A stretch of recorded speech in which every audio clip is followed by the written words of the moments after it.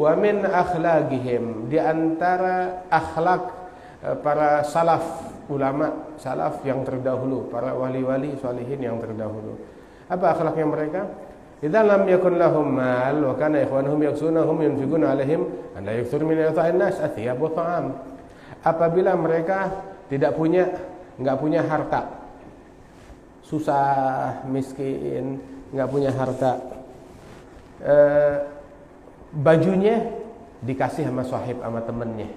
Nah, sama sahabat, sama teman, baik itu guru ataupun murid, bajunya dari mereka. Kemudian juga makannya dari mereka. Dia nggak punya apa-apa, tapi teman-temannya yang ngasih ke dia, ngumpulin. Maka kalau udah tahu dia miskin, nggak punya apa-apa, dan yang dia dapat pun, yang dia punya pun juga pas-pasan, itu pun juga dari orang, dan serba keterbatasan. Orang yang ngasih mereka juga susah, terbatas hidupnya. Cuma kesian nih ustadz saya, kasih juga. Begitu. Maka kalau udah tahu dirinya susah, dan yang dia dapat juga dari orang, dan gak banyak, sedikit, maka jangan terlalu banyak memberi kepada orang lain. Ngasih baju ke orang, ngasih makanan ke orang, padahal yang dia punya juga dari orang dan pas-pasan, gak ada lebihnya.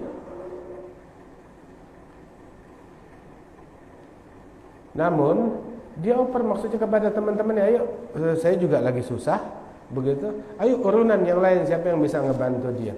Bukan berarti tidak berinfak sama sekali, silakan berinfak. Ente punya duit, berinfak. Punya harta, berinfak. Punya makanan, berinfak. Punya baju, berinfak. Bukan kita susah, miskin, orang berinfak atas kita, udah gitu kita berikan yang kita punya kepada orang lain, sehingga mestinya kita bisa nutup aurat, nggak bisa nutup aurat. Mestinya kita bisa memberikan nafkah kepada anak istri, kita berikan kepada orang lain, padahal kepada anak istri kita lebih wajib. Dan segala sesuatu itu harus ada mizan, harus ada neraca terukur. Mau berinfak dengan terukur, sehingga Allah Subhanahu wa taala menyebut bagaimana di dalam Al-Qur'an orang-orang yang ketika berinfak mereka enggak berlebihan dan juga tidak juga pelit. Mereka enggak pelit dan mereka juga enggak berlebihan. Terukur antara itu semua, seimbang. Bagaimana? Kalau harta dia sendiri silakan, tapi ini hartanya orang. Begitu, yang juga dengan susah payah diinfakkan kepada dia, maka hendaknya berfikir dengan benar. Jadi dia oper kepada orang lain, ayo fadhal. Siapa? Dulu pun juga, saya pun juga seperti ini.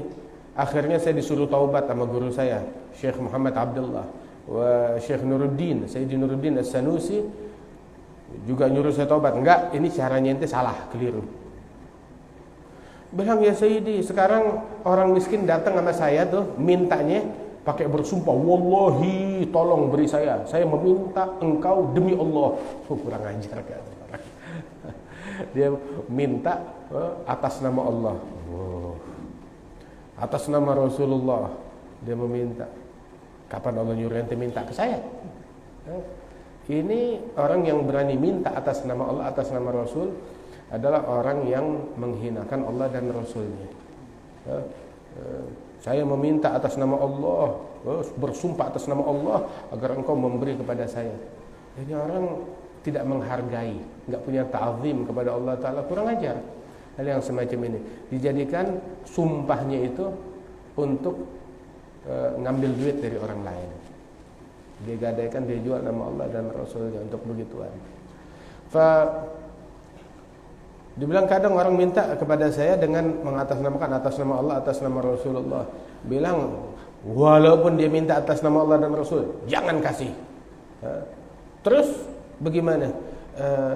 Lawan balik dengan ucapan Jallallahul Azim, Maha Agung Allah yang Maha Besar. Atau kalau atas nama Rasulullah, Shalli ala Rasulillah sallallahu alaihi wasallam, salawat kepada Rasulullah. Orang kadang asal sumpah aja, asal sumpah. Yang semacam itu, dia nggak tahu dampaknya. Dan ada aturannya itu semuanya. Dibilang saya dulu siapa aja minta saya kasih. Siapa aja minta saya kasih. Hatta mereka mau minta baju saya, imamah saya, pakaian saya, hatta yang baru saya pakai, saya kasih semuanya dulu. Hingga akhirnya tuh teman-teman saya mereka ketika ngasih kepada saya sesuatu, misalkan ngasih saya baju, dia bilang ini baju pinjaman tapi kamu pakai aja ya. Pinjaman, jangan kasih orang. Ini pinjaman, ini baju punya saya pinjemin buat kamu pakai. Jadi orang minta sorbannya, lu kira ini sorban punya gue apa? Katanya begitu. Minta ini minta itu, akhirnya dikasih cuma pinjaman. Sampai ada orang yang pokoknya ini nggak boleh kamu kasih ke siapa-siapa kecuali dengan izin dari saya. Sebab ini punya saya.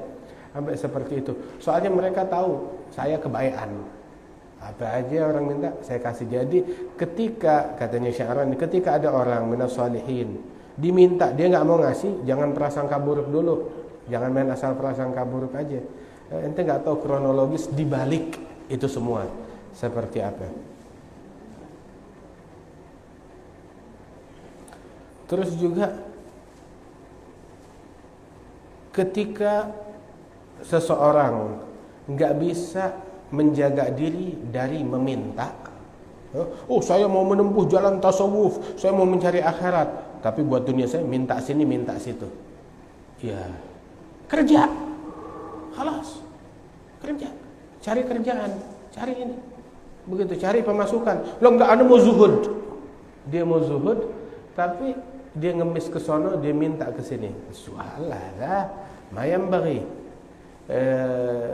Itu di dalam hadis dilarang oleh Rasulullah sallallahu alaihi wasallam hingga orang yang gemar minta, ngemis sini, ngemis situ, besok hari kiamat, ya'tillah yaumil qiyamah, dia menghadap kepada Allah hari kiamat, wa laysat fi wajhihi muz'atu lahmin.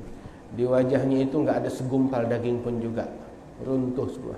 Enggak punya muka, hilang. Orang yang gemar meminta. Jangan minta. Sebisa mungkin urusan duniawi jangan minta sama orang. Man ta'affa yu'iffuhu Allah. Barang siapa yang bersikap apik, dia menghindari minta-minta, ngemis-ngemis, Allah bakal bikin dia kaya. Man istaghna yughnihillah, dikayakan oleh Allah Ta'ala, dicukupin oleh Allah Ta'ala. Sebab man fataha ala nafsihi babal mas'alah, fatahallahu alaihi abwabal faqr. Barang siapa yang ngebuka diri, buka peluang terhadap dirinya untuk minta, untuk ngemis, maka Allah Ta'ala bukakan buat dia pintu-pintu kemiskinan. Jangan minta sama orang, jangan minta.